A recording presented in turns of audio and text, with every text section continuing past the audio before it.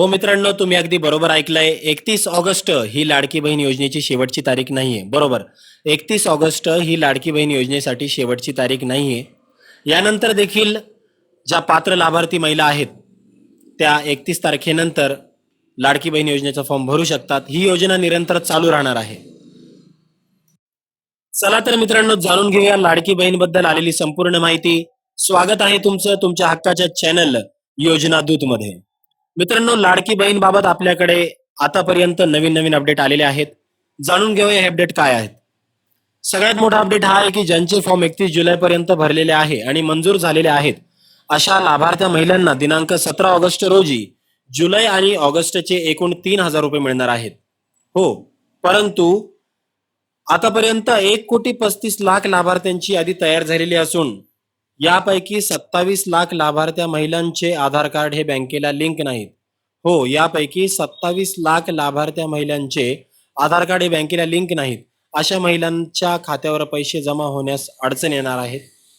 तरी ज्या महिलांना बँकेला आपले आधार कार्ड जोडलेले आहेत की नाही अशा काही शंका असतील तर त्यांनी बँकेत जाऊन आपले आधार कार्ड घेऊन जाऊन सगळ्यात अगोदर ते बँकेला लिंक करावे, म्हणजे जेणेकरून तुमच्या खात्यावर पैसे जमा होण्यासाठी कुठल्याही प्रकारची अडचण येणार नाहीत. सगळ्यात मोठी आनंदाची बातमी, सगळ्यात मोठा अपडेट हा आहे की 31 ऑगस्ट, जसं की भरपूर लोक काही काही सांगत असतील की ही तारीख शेवटची आहे, ती तारीख शेवटची आहे, तर असं काही नाहीये. 31 ऑगस्ट ही शेवटची तारीख नसून यानंतर देखील लाडकी बहीण योजनेचे फॉर्म भरता येणार आहेत. त्यामुळे तुम्ही गोंधळून जाऊ नका. कुणी काही तुम्हाला सांगत असेल तर अशा गोष्टींवर विश्वास ठेवू नका.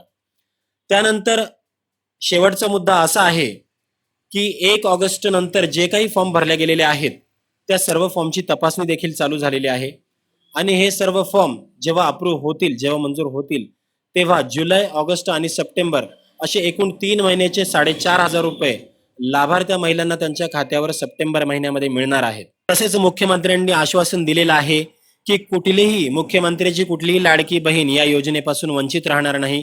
सर्व पात्र महिलांना या योजनेचा लाभ मिळणार आहे.